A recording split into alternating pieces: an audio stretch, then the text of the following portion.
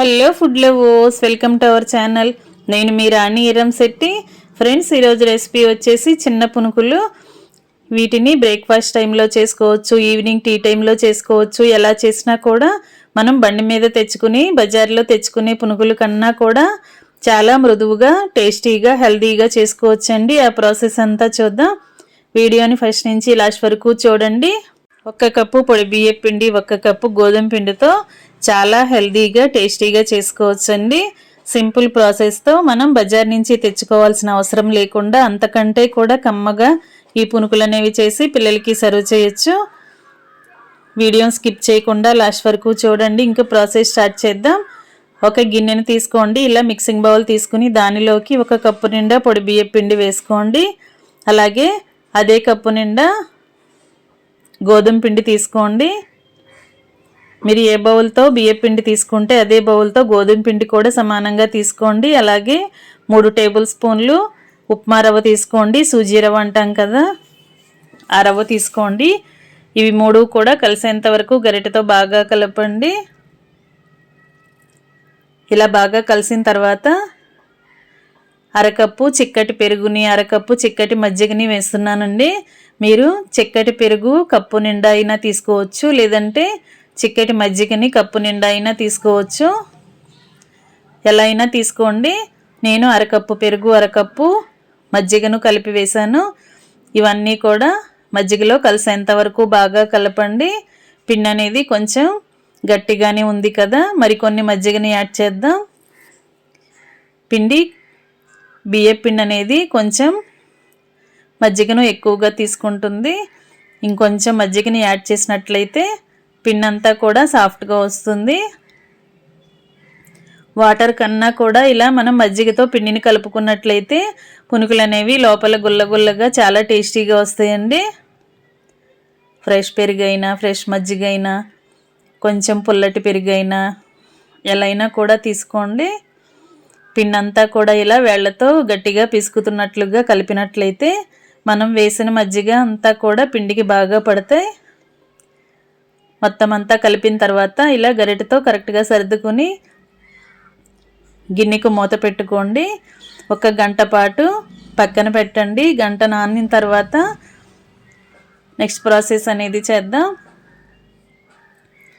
1 గంట తర్వాత పిండిని చూసినట్లయితే మనం చిక్కటి పెరుగుని వేసాం కదా, పిండి అనేది చాలా ఫ్లఫీగా వచ్చిందండి. ఇలా పొంగుతున్నట్లుగా చాలా గుల్లగుల్లగా వచ్చింది కదా. ఈ విధంగా వచ్చిన పిండిలో టేస్ట్కి సరిపడా సాల్ట్ వేసుకోండి. సన్నగా తరిగిన అల్లం ముక్కలు, పచ్చిమిర్చి ముక్కలు కూడా కొన్ని వేసుకోండి. అలాగే సన్నగా తరిగిన కొత్తిమీరని, సన్నగా తరిగిన కరివేపాకుని వేసుకోండి. 1 టీ స్పూన్ జీలకర్రను కూడా వేసుకోండి. ఇప్పుడు మనం వేసిన ఇంగ్రీడియంట్స్ అన్నీ బాగా కలపండి. మనం ముందుగా 1 గంట ముందుగా మాత్రమే పిండిని నానబెట్టి తీసుకున్నాం కాబట్టి వంట సోడా అనేది 1 టీ స్పూన్ వేసుకోండి. మనకి టైం అనేది ఉంటే కొంచెం ఎక్కువగా అయినా పిండిని నానబెట్టుకోవచ్చు. అనుకుంటే వంట సోడాతో పని లేదండి, పిండి అనేది బాగా నాని ఉంటుంది. గంట మాత్రమే పిండిని పెట్టుకున్నాం కాబట్టి కొంచెంగా వంట సోడా కూడా వేసుకుని మనం వేసిన ఇంగ్రీడియంట్స్ అన్నీ పిండికి పట్టేంత వరకు బాగా కలపండి. 1 కప్పు నిండా వాటర్ తీసుకుని చేతిని వాటర్లో తడుపుకొని పిండిని బాగా కలిపినట్లయితే పిండి అంతా కూడా చాలా సాఫ్ట్గా వస్తుంది. మైదా పిండి కన్నా కూడా చాలా మృదువైన పునుకులండి, చాలా చాలా టేస్టీగా ఉంటాయి. ఇలా వేళ్లతో పిండిని బాగా 5 నిమిషాల పాటు బీట్ చేయండి. బాగా కలిపినట్లయితే మనం వేసిన ఇంగ్రీడియంట్స్ కానీ, పిండి కానీ మొత్తం అన్నీ కరెక్ట్గా కలుస్తాయి. పునుకులు వేసుకోవటానికి కన్సిస్టెన్సీ అనేది ఈ విధంగా ఉంటే సరిపోతుంది. దీనికి 5 నిమిషాలు మూత పెట్టుకుని పక్కన పెట్టండి. పునుకుల్లోకి చట్నీ చూద్దాం.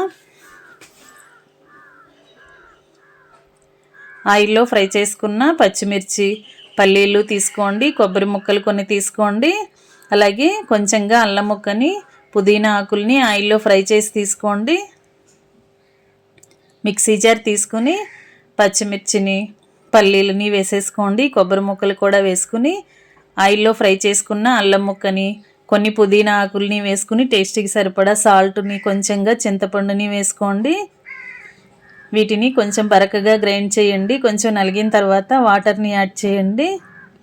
తగినన్ని వాటర్ని పోసుకొని చట్నీని బాగా మెత్తగా గ్రైండ్ చేసుకోండి. ఈ విధంగా నలిగింది కదా, దీనికి పోపు పెట్టుకుందాం. ముందుగానే పోపుని ప్రిపేర్ చేసుకుని పెట్టుకున్నట్లయితే చట్నీ కంప్లీట్ అయిన తర్వాత వెంటనే పోపుని యాడ్ చేసుకోవచ్చండి. ఆయిల్లో ఫ్రై చేసుకున్న శనగపప్పు, మినపప్పు, ఆవాలు, జీలకర్ర, కొన్ని ఎండుమిర్చి ముక్కలు, కొన్ని కరివేపాకులు వేసుకుని పోపు అంతా కూడా చట్నీలో వేసేసుకోండి. చట్నీ కూడా రెడీ అయిపోయింది కదా. చట్నీని ఒకసారి టేస్ట్ చూసుకుని సాల్ట్ని అడ్జస్ట్ చేసుకోండి. ఇప్పుడు అన్ని ఇంగ్రీడియంట్స్ కలుపుకున్న పిండిని చూద్దాం. పిండి అంతా కూడా బాగా కలిసింది కదా. ఇంకా కుకింగ్ స్టార్ట్ చేద్దాం. స్టవ్ ఆన్ చేసుకుని కళాయి పెట్టుకుని డీప్ ఫ్రైకి సరిపడా ఆయిల్ పోసుకోండి. ఆయిల్ కాగిన తర్వాత చేతిని వాటర్లో తడుపుకొని కొంచెం కొంచెంగా పిండిని తీసుకుంటూ ఇలా మనకి కావాల్సిన సైజులో పునుకుల్ని వేసుకోవటమే. మనం పునుకులు వేస్తున్నప్పుడు ఫ్లేమ్ని మీడియంలో పెట్టుకొని వేసిన తర్వాత హై ఫ్లేమ్లో ఫ్రై చేసుకున్నట్లయితే వెంటనే కూడా చాలా ఈజీగా త్వరగా ఫ్రై అయిపోతాయండి. చాలా ఫాస్ట్గా కుకింగ్ అనేది కంప్లీట్ అయిపోతుంది. ఇలా చిన్న చిన్నగా చిన్న పునుకుల్ని వేసుకుని కళాయికి పట్టినన్ని వేసుకుని ఆయిల్కి పట్టినన్ని వేసుకుని గరిటెతో కలుపుకుంటూ డీప్ ఫ్రై చేసుకోండి. పిండి అనేది కరెక్ట్గా కలిపినట్లయితే చిన్న పునుకులు అనేవి బియ్యం పిండితో, గోధుమ పిండితో చేసినా కూడా చాలా పొంగుతూ సాఫ్ట్గా వస్తాయండి. లోపల గుల్లగుల్లగా, పైకి క్రిస్పీగా, చాలా టేస్టీగా ఉంటాయి.